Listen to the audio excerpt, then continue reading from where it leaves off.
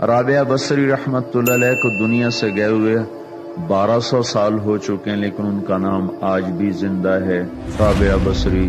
رابعہ بصری نہ کوئی شہزادی تھی، نہ کوئی ملکہ تھی، نہ کوئی وہ خوبصورت تھی، نہ کوئی خاندانی تھی، بلکہ عورت ہونے کے لحاظ سے ہر عیب اس میں تھا۔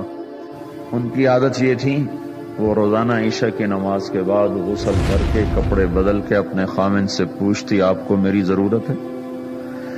اگر وہ کہتے کوئی نہیں ہے تو پھر پوچھتی مجھے اجازت ہے؟ وہ کہتے اجازت ہے تو پھر مصلی پہ کھڑی ہو جاتی اور فجر کی نماز تک مصلی پر کھڑی رہتی تھی۔ ان کا خامن جلدی فوت ہو گیا، جوانی میں ہی بیوہ ہو گئی، تو حسن بصری بصرہ کے امام، کیا سارے مسلمانوں کے امام تھے، وہ خود آئے، خود چل کے آئے کہ میں آپ سے شادی کرنا چاہتا ہوں۔ وہ کوئی شادی کا شوق نہیں تھا ان کو، وہ تو اولاد کے قابل نہیں، شکل صرف ان کی نیکی اور ان کا جو اللہ سے تعلق تھا، ان کو یہ لالچ ہوا کہ یہ میری بیوی ہو جائے تو اس کی توفیل شاید میری بخشش ہو جائے۔ تو ان کے پاس آئے، کہنے لگے رابعہ میں آپ سے شادی کرنا چاہتا ہوں، خود پیغام لے کر آئے۔ تو انہوں نے فرمایا میری 4 باتوں کا جواب دے دو تو میں شادی کر لیتا۔ کہنے لگے کیا؟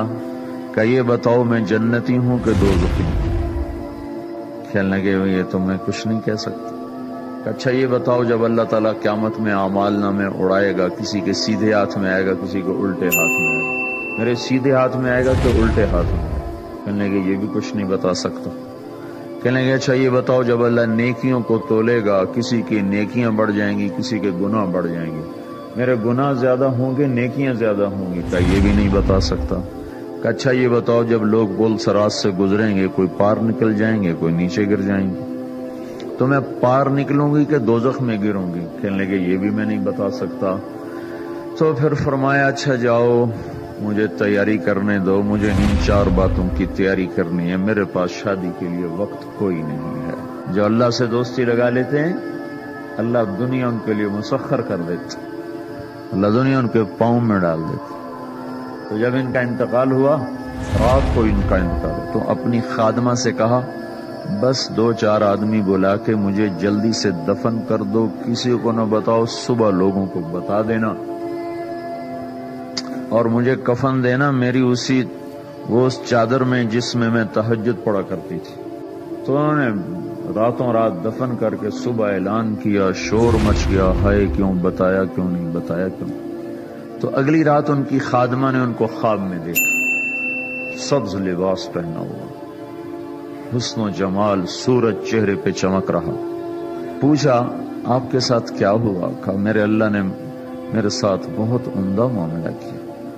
کہا آپ کی وہ چادر کہاں گئی جس میں آپ کو کفن دیا تھا؟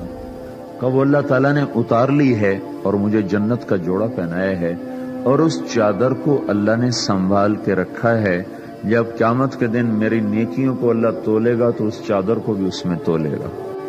انہوں نے پوچھا منکر نکیر کا کیا ہوا؟ کہا وہ آئے تھے تو انہوں نے مجھ سے کہا من ربکی، تیرا رب کون ہے، تیرا رب کون ہے؟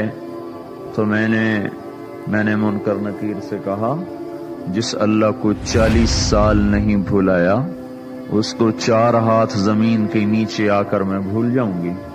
کہ جس رب کو 40 سال میں نہ بھلا سکی اس کو 4 ہاتھ زمین کے نیچے آ کر میں بھول جاؤں گی؟ تو منکر نکیر نے کہا اس کا آگے کیا حساب لینا، چلو بھائی واپس چلو۔